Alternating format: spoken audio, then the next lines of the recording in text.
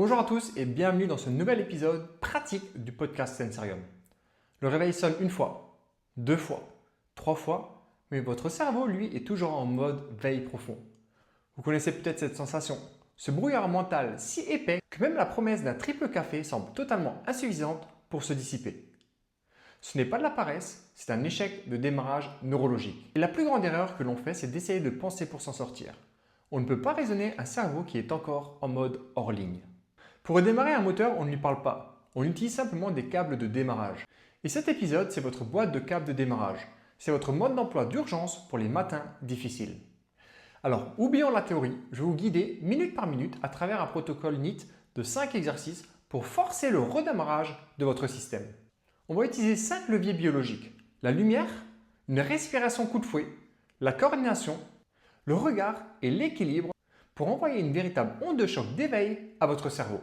Alors justement, si vous êtes prêt à découvrir comment allumer votre esprit à la demande, même les matins les plus difficiles, suivez le guide.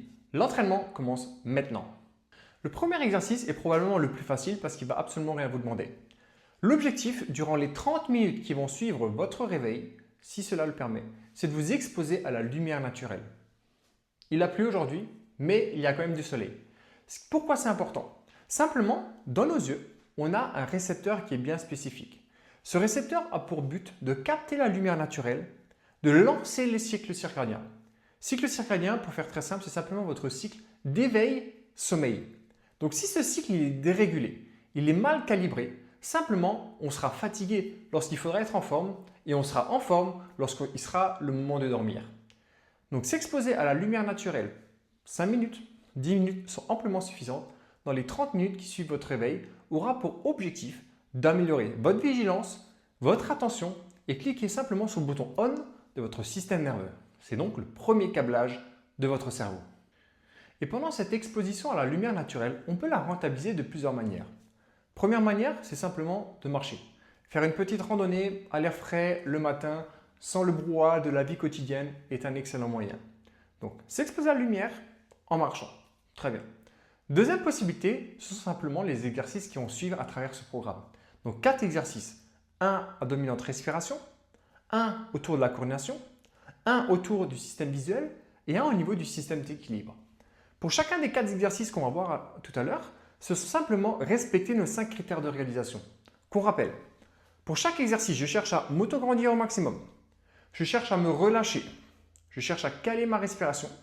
Mon premier orteil sera en contact avec le sol de manière à activer la voûte plantaire et la langue en contact avec le palais du haut. Et donc, le matin, lorsque je suis en lumière naturelle, je vais pouvoir réaliser mes 4 exercices. Le premier exercice est un exercice de respiration dite dynamique. On ne cherche pas la respiration carrée à s'apaiser, on cherche à activer le système. Un exercice simple qu'on peut faire peut-être pendant 30 secondes. On inspire fort par le nez et on expire par la bouche. On inspire fort par le nez, on expire par la bouche. Ce qui est le nez.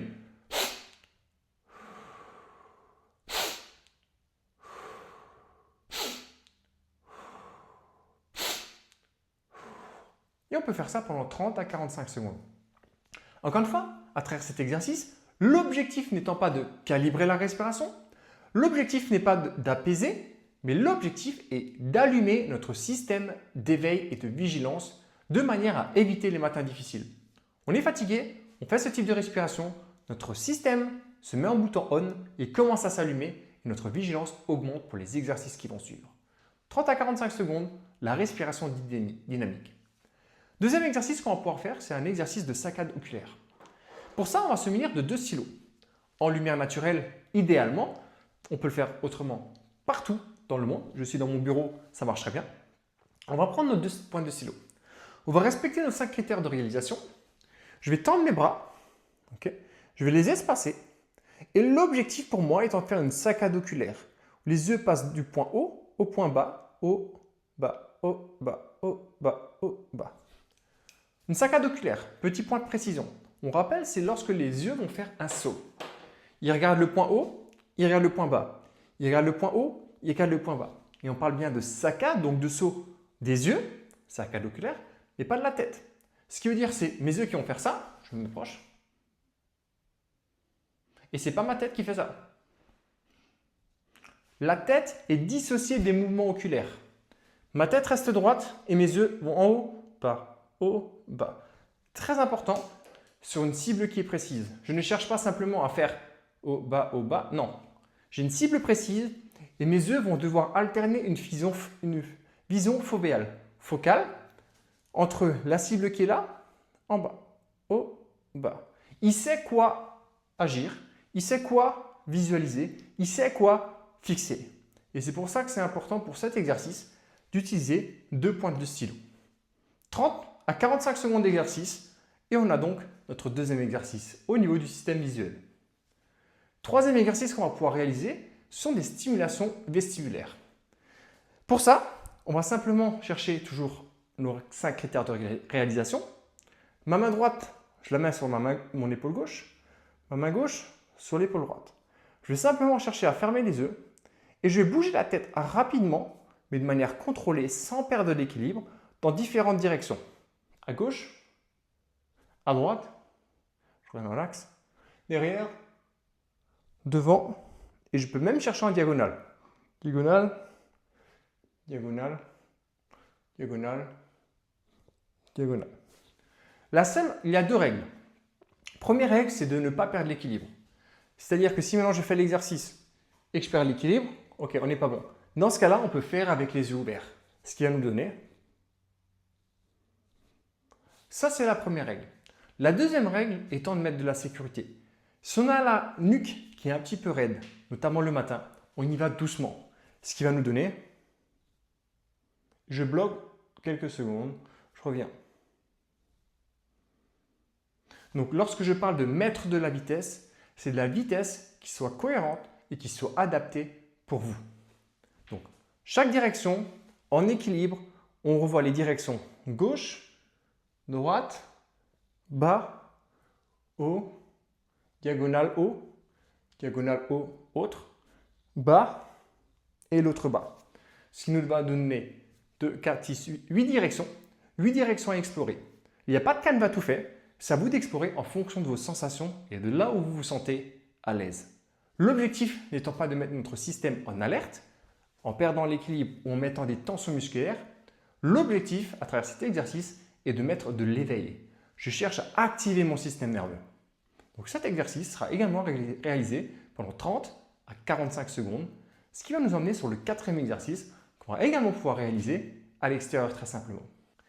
4e exercice à réaliser, pourquoi pas en milieu naturel, à la lumière du jour, ou alors qui peut se réaliser à n'importe quel moment et n'importe quel endroit.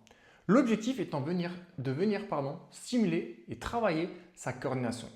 Il y a énormément de tutos qui sont présents sur cette chaîne. On peut les réaliser de différentes manières.